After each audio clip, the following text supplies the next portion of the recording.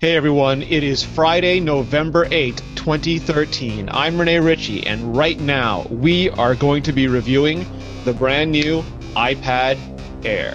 This is the iMore Show. Joining me today, we have senior editor of iMore.com. Maybe you've heard of him. It is Richard Devine. How are you, Richard? Very well, Rene. Good afternoon, everyone. Good morning where we are, good afternoon where you are, probably next Thursday somewhere in Australia. Also joining us from the Midwest, she is an hour behind, but she is always awesome, Ali Kazmuha. How are you, Ali? I'm good. Only good? I gave you an awesome intro and you just want to lead with good? I'm good. I'm great. Got my iPad Air, got all my weather apps, got all my different things. I'm good. All right, so awesome.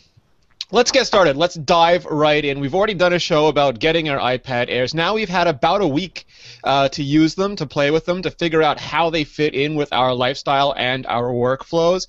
And I kind of want to start off with the design because that's really the big deal here.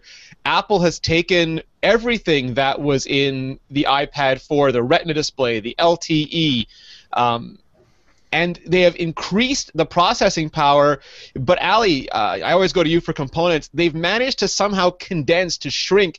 I don't know if they used shrink ray or if they just had giant Hulk hands push it closer together, but they've crammed it all inside this thinner, lighter iPad Air frame. You know, since I've had these open before, I felt like in past iterations of iPads, there was a lot of unused space. The battery is huge, so that takes up a good amount of the casing, but there was some room for them to maneuver. I think a lot of the reason we didn't see Touch ID might have been space allowances with the dock. Maybe not, I don't know, or maybe that's due to constraints, or, you know, since we figured out they pair them with the logic board, maybe that would slow down how fast they could produce these. But I don't know. I mean, I've looked at teardowns and it doesn't seem like it would have been that big of a feat. I mean, if you look at the inside of an iPad 3 or 4, they had quite a bit of room to work with. How does it feel when you're holding it? Does it feel, it's the original iPad was, and I've got one right here, this monstrosity, was a pound and a half. This is a pound and a half. If this was a burger, it would be a gigantic pound and a half burger. And then you have only a pound of iPad Air, so it's two-thirds the weight. Does it feel that way to you? It does. I don't have an original iPad anymore. The only iPads we have in the house now are an Air and a Mini, original Mini. And when I hold the Mini in one hand and the Air in another, there's really not too much weight difference. The Mini's a little bit less, but I mean that's amazing that, you know, you have a full-size iPad and it almost weighs as light as an Air does. So. Or a Mini. I'm happy with it. I think that's amazing. I mean, I don't feel like the last full-size iPad I had was an iPad 3, and that was heavy to me. So I didn't feel comfortable laying in bed and typing, or, you know, I'd fall asleep with my iPad in my hand, and that's not It would dent your forehead. Yeah, you get a black eye, or yeah, I don't feel that way with this. I feel more comfortable with it. This is the first full-size iPad that I feel that I've been completely happy with the size of. So Richard, how about you? I mean, there is some technology behind it. They did apparently go to IGZO panels. They did apparently do a lot of their magic to get hundreds of inches off of the Z index. How does it all come together for you? Well, I've been using an iPad 4 for the last few months, and kind of sparingly, really. Partly because, you know, it's nothing the fact that I don't like using it. It's just a bit of a beast. The difference in size, the difference in weight, the difference in form factor is, even in just the first week, it's not even a new toy kind of mentality. When we pick up new shiny things, we're always playing with them a lot more. But I'm actually physically using it for worthwhile tasks. I'm using it during the day to chat to you guys while we're working. Right now I'm actually exporting a video from iMovie, so I'm not forcing myself, but I'm wanting to use it more because it's so much more of a pleasure to use now than lugging around the old big heavy iPad 4. It's not quite, obviously it's a little bit bigger than a Mini, but I mean I was in the camp of I really wanted a Mini until I picked up the Air, and now I wouldn't be without this. It's it's the full-size iPad that I always wanted it to be. Can you guys? I mean, I can do the one-handed grip. Can you guys do that? Oh, I don't know about that. Not quite. I might drop it if I do, so I don't really want to try it. I've got big North American man hands. I can do it. Oh, Allie's got it. I can't Come do on, it. I have to sort of stretch. Yeah, it's not bad. Just. It's not very comfortable, but I found similar to you guys, and I've actually found several things that are different, that are almost unique about the iPad Air. First of all, I find like I'm using different grips. For example, if I'm lying on my side, I end up using this pedestal grip where I kind of just let it rest lined up with my elbow on my hand, because then there's almost no muscle involved in holding it up, and I can hold it for a long time. But then when I'm lying down, I use almost like this L-shaped grip, because it's on top of me, and my fingers and my elbow is absorbing all the weight.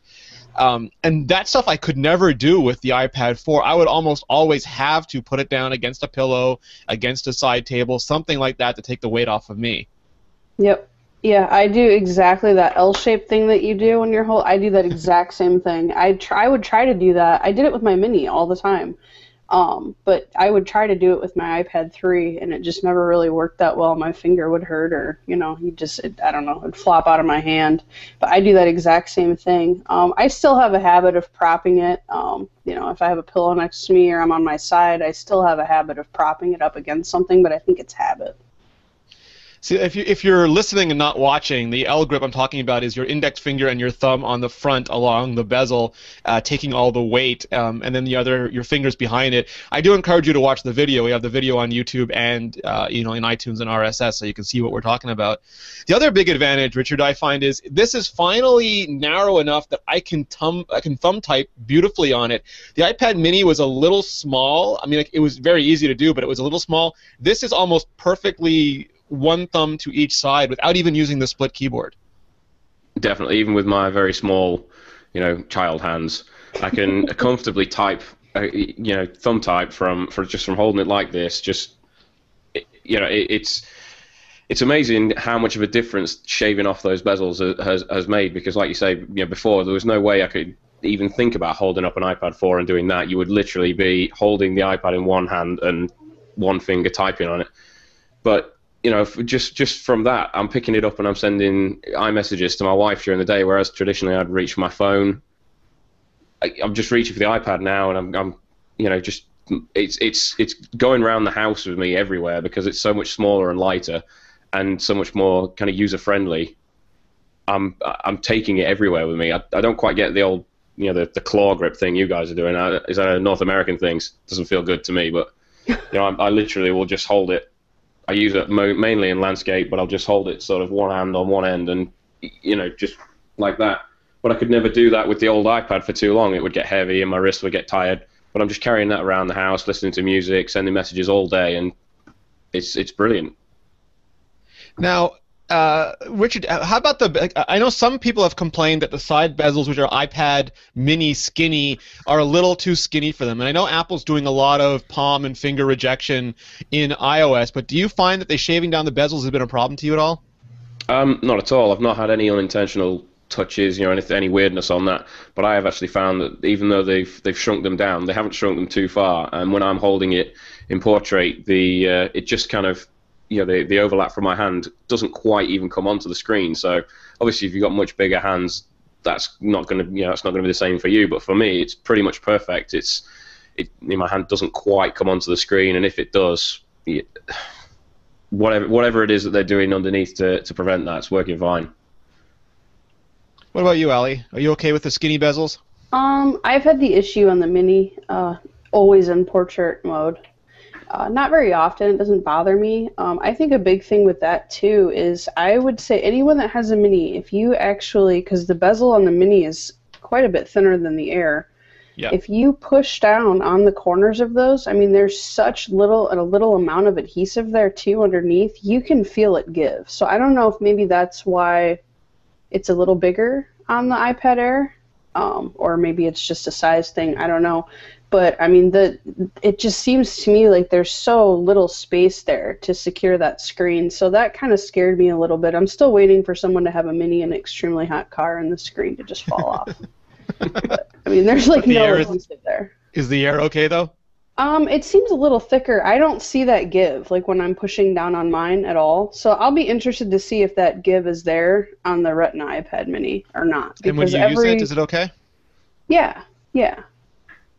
I'm going to show the relative thinness, thick and thinnesses. Here we have the original iPad, then the iPad Air, then the iPad Mini, and then the iPod Touch.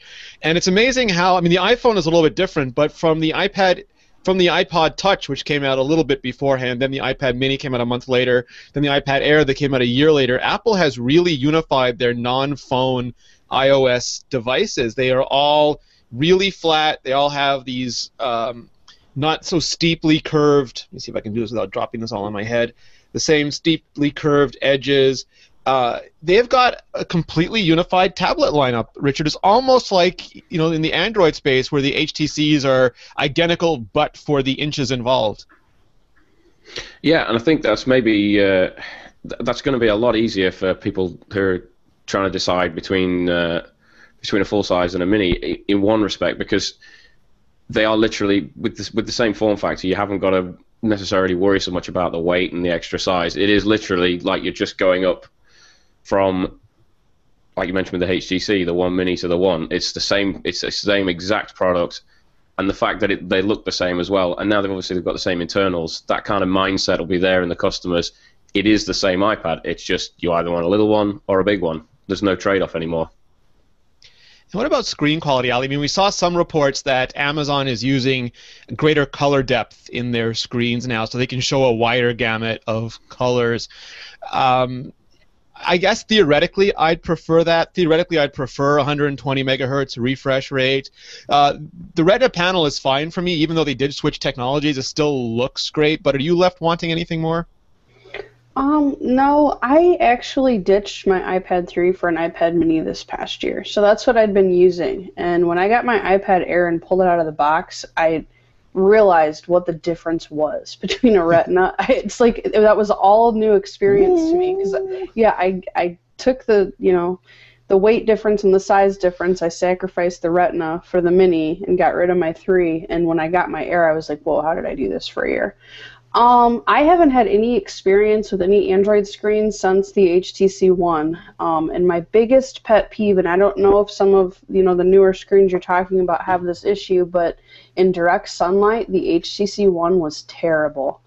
If I pulled my iPhone 5, at the time it was a 5, and an HTC One out, I couldn't even read the screen unless I had polarized sunglasses on. So I don't know. That's not a trade-off I'm really willing to make because I do use my iPad outside when it's nice out. So I guess it would depend on whether or not that screen technology does well in bright sunlight, because my iPad Air or any Apple device I've had with a Retina display has always done really well in direct sunlight. The iPad Air too? Yeah. Awesome. Richard, what about you? Okay. Panel quality good enough? Definitely. I mean, I'm coming from an iPad 4, so there's no noticeable improvements for me, but then there's no noticeable decrease in quality. I think that's more important. That, you know, we're still it's got thinner, it's got lighter, it's got slimmer, but we haven't lost the display quality of the iPad 4. All right, so let's move along to internals a little bit. Ali mentioned before there's no Touch ID on this. It could be what she said. I've also heard supply constraints, but for whatever reason, it's not there, not this year. I keep putting my finger on the home button and then taking 10 seconds to realize there's no Touch ID, and then so it takes me forever to unlock my iPad now. And some people say, well, don't lock your iPad, but I travel with this iPad. You know, I'm taking it around. There's no way I'm going to leave it unsecured. So Apple has shown me the beauty and convenience that is Touch ID, and then they have denied it to me. Whether it's, you know, because they wanted to or because they simply couldn't scale it at this point. But I find the lack of Touch ID takes away a little bit from I don't know what words for it. It's so easy to unlock my iPhone now. I want that everywhere, and it's become so ingrained in me. I forget it's not there on the iPad now. They give with one hand and take away with the other. Yeah, Or I feel they like give and not sometimes I unlocked my iPhone 5S on accident because I feel like when I grab my phone to look at my lock screen, I just hold, like my thumb automatically just goes to my home button. So I'll just be reading something on my lock screen and it unlocks because I have my thumb sitting there. So I mean it's super convenient, and it does it even when I don't mean to do it. So yeah, I've done that on my iPad too. I'm used to having it now. And I find it takes a lot more. Like if I lock my iPad, well, I have it set not to auto lock immediately now, but if I try to unlock it, I have to swipe a lot to get to the unlock screen.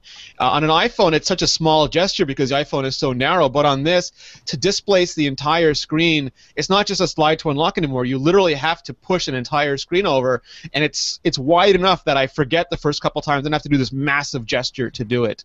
So I think I would prefer the convenience even more on the. Oh, see, so I have it up, and now to unlock it, it's not just a simple. Which way do I have to go? Backwards. All things are. Now it's turning off. Such a failure. Let me do this again. Turn on, damn you. There we go. All right, so I have this here, and I have to swipe to unlock. It's not just a small gesture because that just doesn't go anywhere. You have to. I can't even do it. I have to pull the. You need to go the other way. I have to pull. Yeah, I have to go the other way. All right, let's try this. Let's try this again. My display is mirrored, so I am doing the opposite of what I need to do. Go. All right, this is just going to go down in infamy. I can't do it. I can't demonstrate this. I'm a complete failure. Yeah, I know what you're talking about, where you have to, it's like it doesn't, okay, maybe mine doesn't do it. Maybe it's just yours. Mine seems okay. Oh, I see what you're talking about, where you can't just flick. Yeah, you got to, like, you got to commit to the flick. You can't Yeah, you've got to gesture, well, at least in my experience, you've got to, with the way I use it, I've got to gesture more than I anticipate having to gesture. I think the sensitivity on iPhone and iPod Touch seems to be I don't know. It flicks to my passcode screen quicker than it does on my iPad. I don't use it. Now that I complain about it, it works fine. All right, so that'll teach me. The A7 processor, Ali did a teardown and did a beautiful photo gallery of this. And I keep mentioning this. My concern when they announced that the iPad Air was going to be using the A7 and not some A7X variant that they'd done for years previously, like they had the A5X and the A6X, is that it wouldn't be powerful enough. I wasn't sure if the iPhone was ridiculously overpowered, or if the iPad ended up being slightly underpowered. And it looks like from every test, from every expert, the iPhone 5S is so ridiculously overpowered that the A7 has no problem running the iPad. And that's been my experience as well. It's like they've crammed netbook processors into all the iOS devices, and the iPad Air, for me, and Richard, correct me if I'm wrong, it just flies. Absolutely. I mean, the thing is a beast. So I mean, when you put it into context, the iPhone 5S is like a double beast. It is really, really good, really, really smooth. And I mean, one of my biggest peeves with the iPad 4 since iOS 7 was it was kind of janky and kind of laggy in places, and not that not that Apple experience that we've all come to know and love. Some people saw it, some people didn't. I think you obviously had better luck than some of us with doing a fresh install, but yeah, I do clean installs all the time. Nothing straight out of the box. This thing, I've not seen any of those issues. Apps are working fine. Everything's just flying along, and it's really, really good for gaming as well. I play a lot of graphically intensive games, and it's just eating them up. It's fantastic. How about you, Ali? I don't think the A7 was made for the 5S. I think it was made for the iPad. I remember, I think it was Derek that wrote an article right after the iPad Air announcement talking about economies of scale and how it made so much sense for Apple to do what they did, and they did, because now they're making, it's cheaper for them and it's more efficient to make one processor. So I think that might be something that we'll see going forward, is Apple doing one processor. And maybe that's going to be, it puts them at an advantage too, because the phone is going to be out the gate probably better than everything that's on the market. I mean, I know the 5S was when it came out. My iPhone 5 still did not feel slow to me. My iPad, that's another story. I mean, an iPad mini is pretty much an iPad 2 crammed into a small chassis. So, I constantly, the girlfriend, myself, it was just, God, the App Store was slow. Coming from even an iPad 3, I felt like it was kind of a step backwards. I loved the size, but overall, I think that the A7 really was, they were gunning for something that they could use that would have longevity. So that really didn't surprise me that it didn't have a problem with that, because I felt like it was a little overkill for the 5S to begin with. The 5 wasn't slow.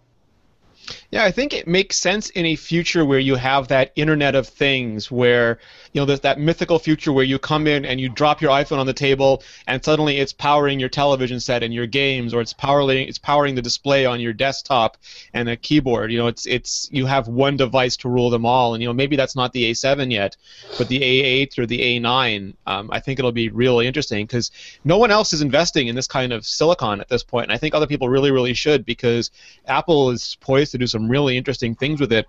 And according to John Gruber's benchmarks, the A7 scored the same as his 11-inch MacBook Air from 2010, and that's just, to think about having that on your iPad is ridiculous. Think about having that on your iPhone is beyond ridiculous. Mm-hmm. Did anything surprise you when you took it apart and you looked at it, Allie? Did it look like it was almost like a Hogwarts illusion where it was much bigger than it appeared from the outside? No, I mean, if you put the A6 and the A7 next to each other, even if you put an iPhone 5 and a 5S board next to each other, once you get the shields off and you're looking at the actual chipsets, a lot of it looked very similar. Some of the component choices that they made were kind of interesting. I think the biggest change component-wise was probably from the iPhone 5 to the 5S. They took the flash and the camera and took it off of the actual camera assembly and added it to the mute switch, like the volume and mute switch assembly, which is kind of weird, but I don't know if that maybe has to do with how the software and hardware tie in, and since a lot of people probably take photos by snapping with the volume button, I don't know if that makes it more accurate. That change followed through with the 5C too, so that board got some revisions to support that. Overall, they didn't look too much different. Some of the connectors were different. Obviously, I haven't pulled apart an iPad Air, but Yet, maybe we'll see. So the cameras were interesting because you mentioned those, and you did a bunch of tests with those. I'm going to start off with the negative parts. I don't know if they're negative or not, but you have the same A7 processor that you have in the iPhone 5S, and that means you've got the same image signal processor, which does a fantastic job in the iPhone 5S. Here, it doesn't have the same glass to work with. It's got a 5-megapixel sensor instead of an 8-megapixel sensor. It's not as good of a sensor, but you're also missing some functionality. If you go into the camera, the iOS 7 camera app on the iPad, you don't have panorama, you don't have burst mode, you don't have slow-mo video. Those seem to me to be either because the sensor isn't as good, it wouldn't produce good results with those maybe, or it's just something that Apple doesn't think people will be doing with an iPad. Do you have a sense of that, Allie? I'm not sure. I'm still amazed that there's no flash in an iPad, just because, I've never been the person to condone people taking pictures with their iPads. I just never have been one to do that. Some people only have an iPad, Allie. I can tell you that probably half of the people that would come in to get an iPad fixed, I was taking a photo and I dropped it. It's very awkward for photos. It's just, I don't know. I use it a lot to edit photos. So I have a camera kit, and sometimes when I'm on the go and don't want to pull out my laptop and I'm taking pictures for iMore or something else, I'll pull out my camera kit and my iPad as opposed to, pulling out my MacBook Air or whatever and editing photos if it's just quick things. But I don't know. I feel like maybe Apple kind of has that sense of it's not really a photo-taking device, so we'll give it a camera we'll give you a camera to appease people, but we're not going to give you, we want you to buy an iPhone 5S to take photos. So I think there's a differentiation there with product lines too. If you put the top of the line camera on an iPad, I know people that buy iPhones for the camera. So you take away that factor, and then they don't really have a reason to have an iPhone as well. So I don't know if that's it, or, there's space there. I think that there is. So I don't know, but it held up a lot better than I expected it to. Yeah, your tests in good lighting were fantastic, but in low lighting they kind of suffered. Mhm. Yeah, the iPad has always been terrible in low light. I mean, it hurts my eyes. My retinas bleed when I even launch the camera app in dark light because it's just grain everywhere. So, and it's just like you close it as fast as you open it. Like, no, that's not even with Photoshop, you can't get that out. So. How about you, Richard? You've used a lot of cameras across a lot of platforms. How's the iPads working for you? It's a lot better than I thought it would be. Again, I'm really not the person to recommend taking photographs with an iPad. I go to too many places and too many sporting occasions in particular where people are using an iPad to take pictures, and honestly, if there was a panorama mode on the iPad camera, I would probably be screaming, and because the last thing I want is somebody doing this in front of me, knocking you in the head. taking a panorama with a full-size iPad. So but it is surprising. I mean, for some people, it's a useful tool to have. I kind of think back to a previous life when I was when I was traveling about my old job and going to different sites week in, week out, and for people who do that sort of thing and need quick access to photographs for emails and documentation for work. It's a really useful thing to have because you can just snap a quick picture. It doesn't necessarily need to be the greatest quality. Off it goes.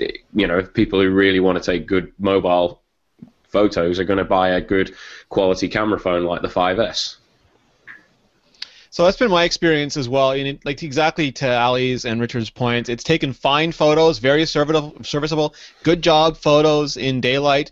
In low light, really, really grainy. The front-facing camera, it got the same improvement the iPhone 5S and iPhone 5C got, which is a bigger back-illuminated sensor, so you can take those low-light selfies and engage in those low-light FaceTime calls if that is your thing. We don't judge here. But it still seemed to me to be on the grainy end. I don't think it was worse than the iPhone 5S, but just none of those cameras in the front are really impressive yet, Ali. No, I don't really use the front-facing camera very often unless it's for FaceTime video. Heather has a little 2-year-old niece that likes to FaceTime. That's about the only time that camera ever gets used. I use FaceTime audio all the time because surprisingly that call clarity is awesome. But video, I don't ever use the front-facing camera. I've never really, I don't know. That's not my thing. So, Richard, have you experimented with the low-light selfies? Not really, no. It is noticeably a little bit better though for the FaceTime calls. But I mean, when I'm doing that, I would always do it with my iPhone anyway, or if I'm sat in front of the Mac, because even though with the iPad Air it's a lot lighter, it's still a little bit clumsy, and it just doesn't feel great holding it up in front of me to make a phone call. So for those it's good if you have a group of people. Like if you have a family with you or you have your office with you, then the iPad I think makes more sense for FaceTime. Where you can sit it down and everybody get in the shot. Yeah, it's just like for those one-on-one phone calls where from FaceTime my wife or something, it's just not comfortable enough. I just pull the phone out and use that instead. All right, so transitioning from the cameras to the radios, we've gotten for the first time in an Apple product, Amazon has had them in the Kindles for a while, we've gotten, and I'm going to say this with Jeff Bezos-style glee, MIMO in the Wi-Fi, which means it has multiple input, multiple output. So theoretically, if one of your giant, water-soaked hands is blocking one of the antennas, the other one, there's just plenty of ways for the signal to get in and the signal to get out, which should lead to much better Wi-Fi reception and Wi-Fi transmission on the iPad. Historically, Apple has had some problems with Wi-Fi on all of their things. Some people they can't keep a connection. You hear it every time a new device comes out, every time a new update comes out. I must say, though, the iPad Air has been rock solid for me for Wi-Fi. Ali, I don't know if your experience has been the same, but I've just had great connectivity since I bought it. We were about to pull our hair out about a month and a half ago because we could not figure out why we were getting such crappy Wi-Fi reception in our house. We thought we have an airport. We relocated that about 3 weeks ago, and it got a lot better. But I noticed that my iPad mini, still, the bars, I've always had this issue with the mini, the bars just fluctuate like crazy. I can sit there and watch them go from full bars to 1 bar to 2 bar to 3 bars. So that's always been an issue for me, and I have not noticed that with my iPad Air. I get a full solid 3 bars anywhere in our condo. Our condo is by no means huge, so I never really understood why. I never had the issue really with iPhone, but iPad mini, I don't remember with my 3 if I had it, but definitely with the Mini, I had a lot of issues with Wi-Fi, especially at home. So I've not experienced any of that with the iPad Air. Richard? No, it's all good, rock solid. I mean, upstairs where I do my work in our house, it's probably one of the furthest points away from our Wi-Fi router, and things traditionally struggle in this office. There is countless phones and tablets that have crossed my path in the last 6 months where I've had to move to the front of the house just to be able to use the Wi-Fi properly. But no, I mean even right the way to the back of the house, the iPad, it still picks up a decent signal. I mean, I use it in here for streaming music and TV and videos, for Netflix and stuff all day, and you get the odd bit of buffering like you would anywhere else, but otherwise it's just been really solid. So I'm very impressed. Were you disappointed at all, Richard, that they didn't get 802.11 AC? I know some Android devices have had that for a while. Apple's AirPort Extreme and AirPort Express support that. The MacBook Airs and MacBook Pros support that, but not our lowly iOS devices. Personally, it doesn't affect me because I don't have an airport. I don't have anything with AC Wi-Fi anyway. But you maybe would have thought that, being as this is going to be the model now for another 12 months, and you would imagine that it's going to become more of a thing in that 12 months. Maybe it would have been a sensible idea, but I mean, it doesn't affect me at all.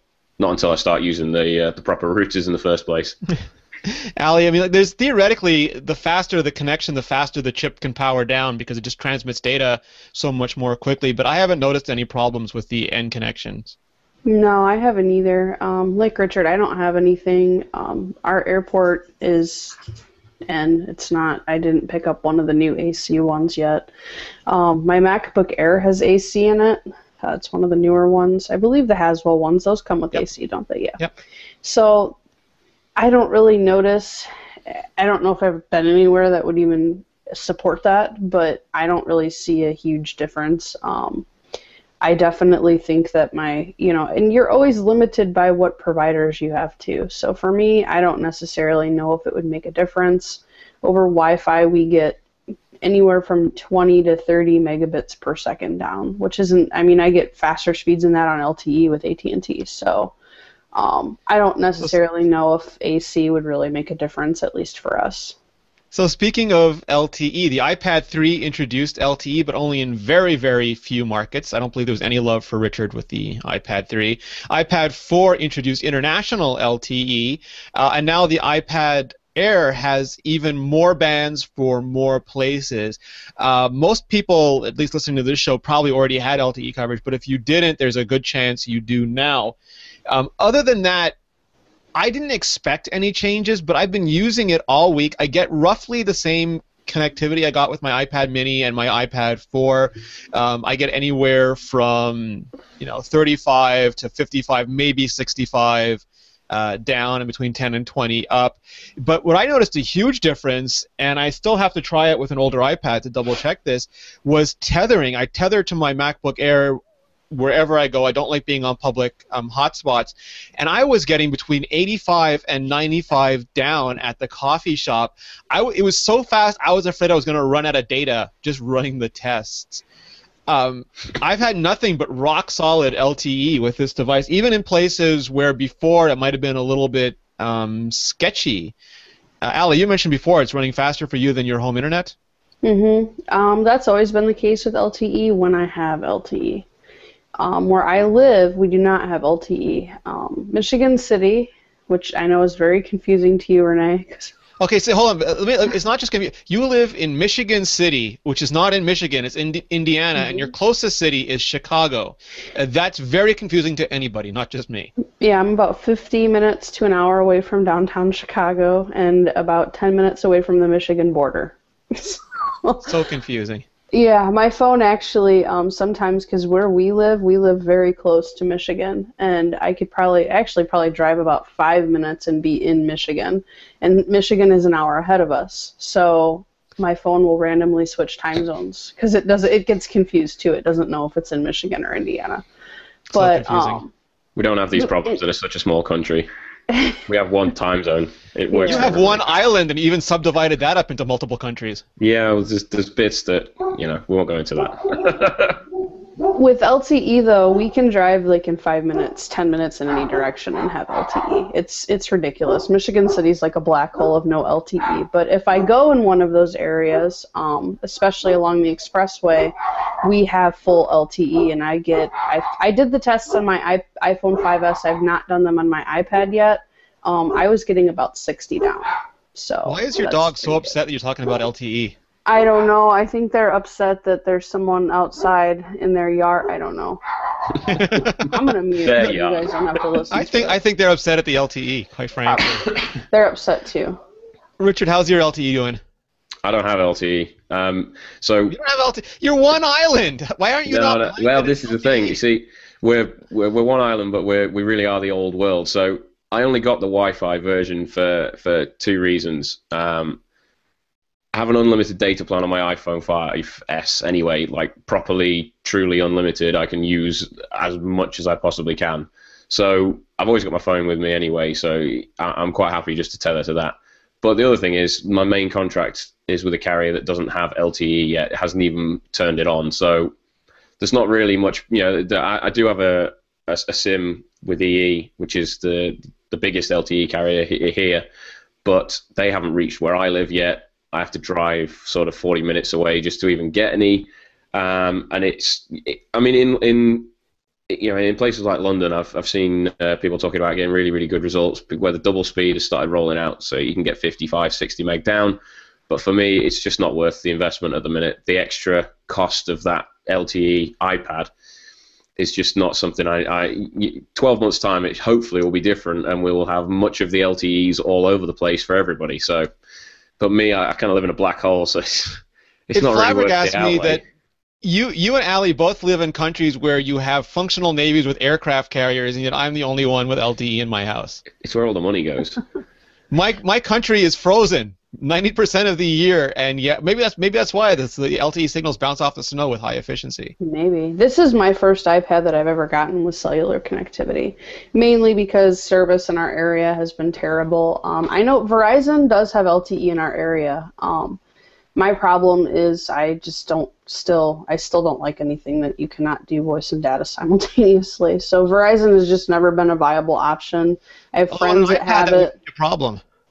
Well, no, but I just like to keep it bundled with the same plan. It's $10 a month. It's cheaper. I have friends that do have Verizon on LTE, and they don't seem to get. I mean, their LTE is pulling 20, 30 down, which is nowhere near. AT&T is supposedly supposed to roll out LTE here by Thanksgiving. So I kind of based my decision to get one on that. We'll see if that actually happens. I don't believe anything they say. They're liars.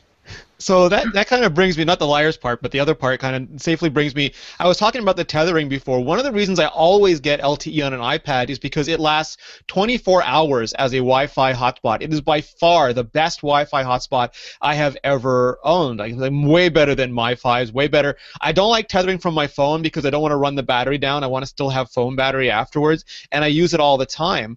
And because it got thinner, you never really know. I mean, Apple said it's the same battery life as before, but a bunch of people have tested it. I've tried it out too. It just does not quit. It is phenomenal as a LTE hotspot. I understand the trade-offs that Richard's saying. If you have an unlimited phone, if you don't mind tethering off your phone, no reason to get LTE on these devices. I just like the idea, even theoretically, that at no point, if I lose my phone, if my phone is dead, which happened to me at an airport once, I can just walk around with a iPad as though it were one of those Android phablets, even at the side of my head making calls if I need to. So I am always... Especially now with FaceTime audio. It sounds great, FaceTime audio. I use it, it's gotten to the point to where my brother, me, I've taught my mom how to use it, so my parents know. Because AT&T sometimes is very sketchy in certain areas. And it doesn't make sense to me that I can have 3 bars of 4G and a FaceTime audio call can sound better than an AT&T call, and I'm not even on Wi-Fi. It's I don't get that.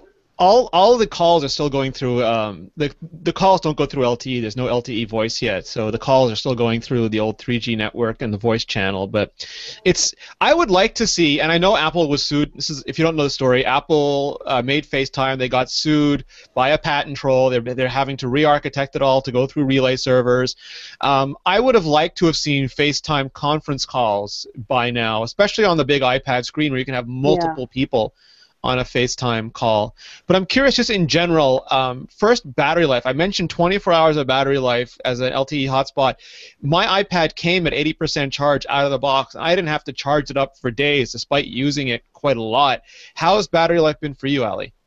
About the same.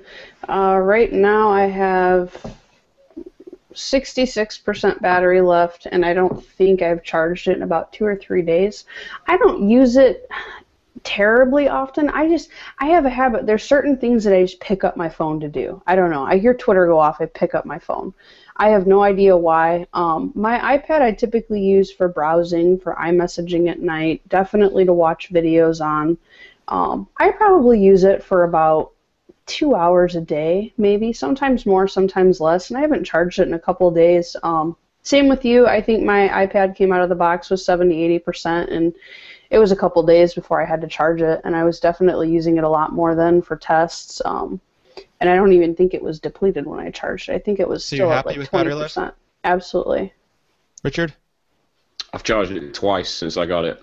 And again, like you guys, it came out with about 75-80% battery, and that lasted 2 days of the first couple of days, obviously, where you're playing with it a lot more. But I mean, it's standing up really, really well. I mean, it was on 100% this morning. I've used 20% today because I've been doing some iMovie stuff and exporting, stuff that would really cane the battery life on a laptop.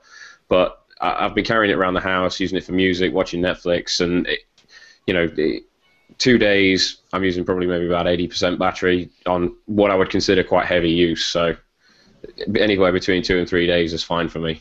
And you've got the Wi-Fi only? Yeah, and obviously it's at home all the time, but I really am using it a lot. I'm taking it into every room of the house. It's constantly doing something, playing music or streaming a video, and it's just it's going really well. I mean, as long as I'm not having to charge these things up every day, then 2 to 3 days of pretty regular use is fine. I mean, I'll leave it on the side overnight, and you'll lose like 1-2% tops. Yeah, I was charging my 8-9 hours. So I was asking you guys. I wanted for George's article on battery life tips. I was trying to get a screenshot of an iPad that needed to be recharged, and none of us had one. And Richard's like, "Ask me in a couple days." Yeah, my Mini. I was charging that almost every night. That seemed to be an issue that started with iOS 7. I don't know, but just lately it seems like I was using it quite a bit, but I felt like I needed to charge that a lot more. Obviously, the battery's a lot time smaller. that disappeared, and I don't know if it was iOS 6 it started, and it just continued in iOS 7. That for some reason it was the same battery life when using it, but when I put it into standby, it would just drain. Yep. Like it didn't get the 30 days of standby that Apple promised. I don't know if Apple even still promises that, but like originally they said 30 days of standby, and now my older iPad doesn't get it. Now I have to do a fresh install on that. But I wanted to get back to what Ali was talking about in terms of usage and just how you're using it and how it's fitting into your workflow. Previously, I was using the iPad Mini when I traveled and as a Wi-Fi hotspot, and I used the iPad 4 at home, mostly for watching videos, reading comic books, reading books. My usage pattern hasn't changed that much, except I'm taking my iPad Air with me when I travel now just because I want to get a better sense of it. But it has improved everything that I do, and some of that is iOS 7. For example, with iOS 6, if I bought a bunch of stuff, I almost always buy iTunes movies and TV shows on my Apple TV because I don't want to download them. I just want to stream them. And then I would, take my iPad with me and be annoyed that I'd have to download something to watch on it. But lately, they're just streaming, so I could, I bought the last season of Castle, and I'm watching on my Apple TV. I get tired, pick up my iPad, go to my room, press the button, it just keeps playing from where it was. If I get tired again, the next day I continue playing it from my Apple TV. And that was a huge usability win. But with the iPad Air, it's so light that I can watch video much longer than I used to before having to put it down. I'm reading a ton of comic books. This is inarguably the best comic book reader I've ever had because I like the full-size screen for that. It's much closer to what a comic book actual size is. The Rene display is beautiful, again, light enough to hold around. I'm reading books on it. I'm watching video on it. it's gotten to the point where, just like with the original iPad, if I see something I have to read on my laptop, I don't want to do it anymore. I close it, pick up my iPad, and read it on there because it is so much better. The only thing I don't do is I don't do any of the quote-unquote, laptop-style productivity stuff. Like I have no interest in writing articles for iMore on my iPad because I have a MacBook Air with me, and frankly, it's way better at that. And OS X is way better at that because I have multiple windows. I have FTP clients. I can drag and drop. I can launch Photoshop and edit images. When I'm using that, my iPad becomes that mobile hotspot. But whenever I want to do anything that doesn't involve like work, the iPad is way better at that stuff. What about you in workflow, Ali? Yeah, when I switched to the Mini, I kind of stopped using my iPad for any kind of work. I kind of want to get back into that habit. The only time I ever really did anything for iMore with the iPad was if I want to go to Starbucks or I want to, just write, and I just want to have a train of thought where it's not interrupted by anything, and I just want to nail something out, and then I can worry about images and everything else later. I would take my iPad and the Logitech ultra thin keyboard case. I would write on that all the time in Byword. I didn't do that with the Mini because every keyboard case I found for that, it's too cramped. I cannot comfortably write on that. I had a 15-inch MacBook Pro until the Haswell Airs came out. So I got a 13-inch Haswell Air. That is just so much more convenient for me to write. I can jump in, edit images in Photoshop, just like you said, do all that stuff so much easier. I could still see me do it using the full-size iPad with a keyboard case when they're available more often again. So I did like doing that. I felt like I got a lot accomplished because I could just write and not be distracted by notifications on my Mac, Twitter coming in, Facebook, iMessages. My iPhone does that. If I'm on my iPad, my iPhone will beep and I'll want to look at it. Yeah. So I just pretty much, I'll put my iPad in airplane mode and just write. Nice. How about you, Richard? See, I've been using my iPad 4 for writing with for quite a while. Again, I use Byword like Ali because it syncs to through iCloud to my Mac. So it's what I use for doing all my offline writing for iMore. Like the longer pieces, the things that take a bit more time and put some. Yeah, the stuff that we don't trust the internet with. So, but I've been using a keyboard case with it. And I would throw it in a bag if I was going to the coffee shop or something instead of taking my my MacBook Pro with me.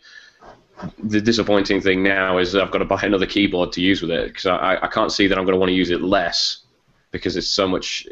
I can feel the difference in my bag. I threw all my stuff in a bag the other day. So I'm just going out and about as I do, and I can notice that the bag is actually a little bit lighter.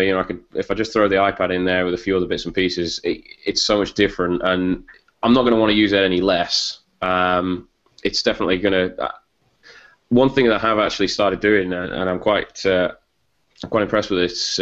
I've just picked up the camera kit as well, and just for on-the-fly kind of video editing stuff. So obviously we go to a lot of events and a lot of different places for Mobile Nations, and with the updated iMovie app, the portability and the big screen, I'm actually finding I've just done a video today just to probably try it out. But those sort of things I could really see getting behind, when we just need to do like a quick photo or a quick video, and I could see this being something I would quite happily carry in my bag as well as a laptop, and still pull out and use because it's so much more convenient than. The MacBook Pro is not exactly a hefty machine, but it's still, this is leaps and bounds more portable than that. And like I say, around the house, I don't have things like work email and stuff piped into my iPad because generally, other than that sort of writing element, I'm all about media consumption with it. So Netflix, music, and I've only got the 16 gig version, but I'm quite happy with that because I use Spotify for music.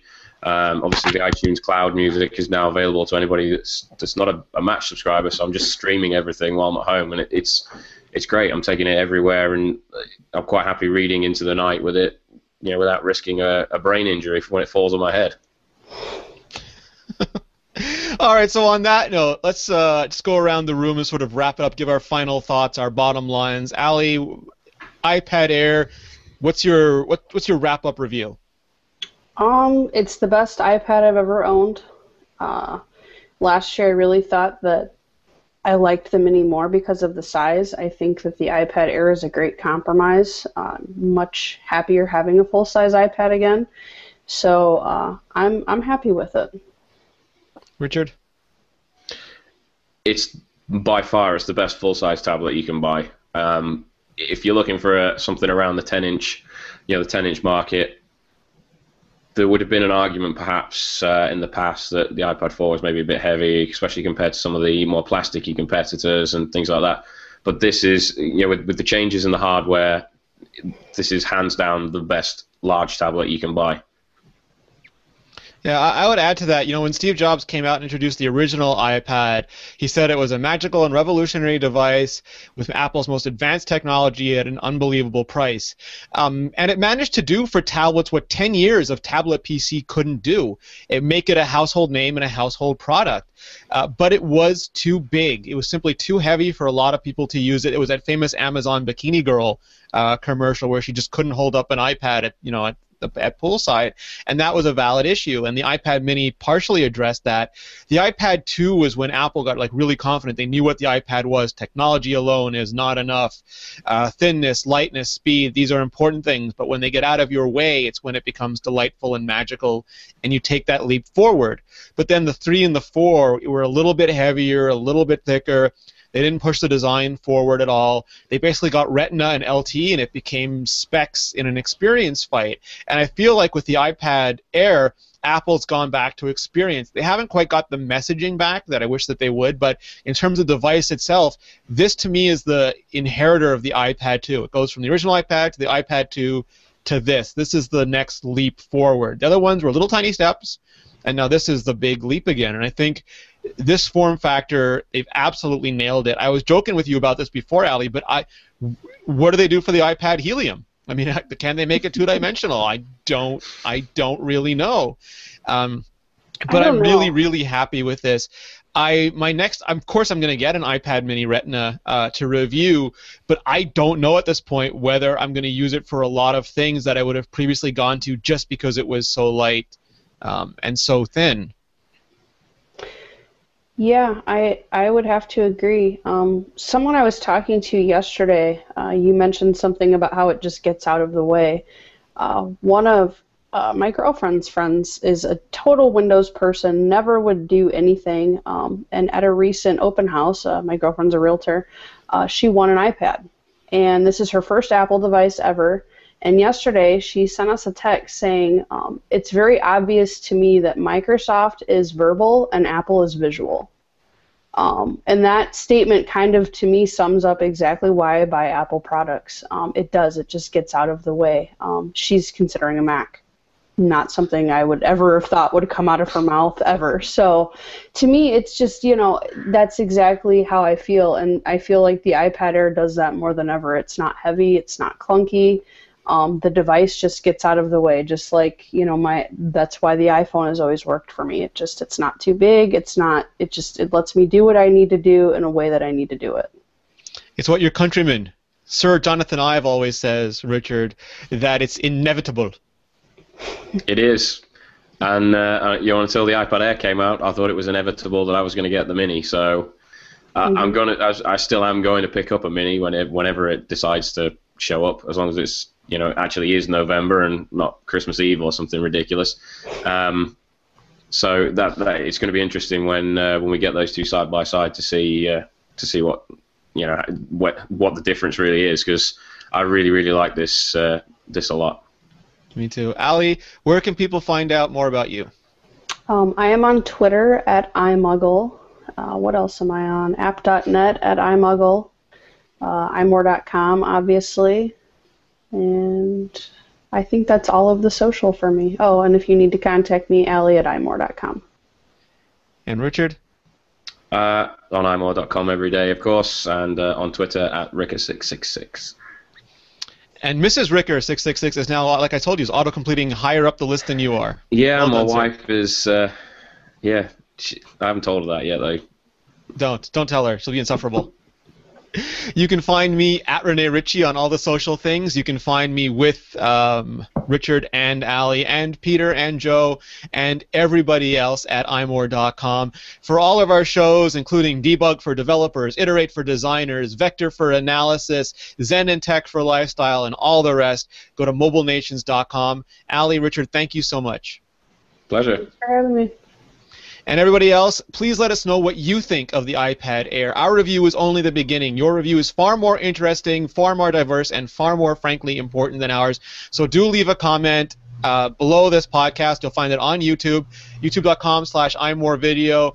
You'll find it in our review. It's going to be up soon. And I want to thank all you guys for joining us because you're the reason we do this. Have a great day.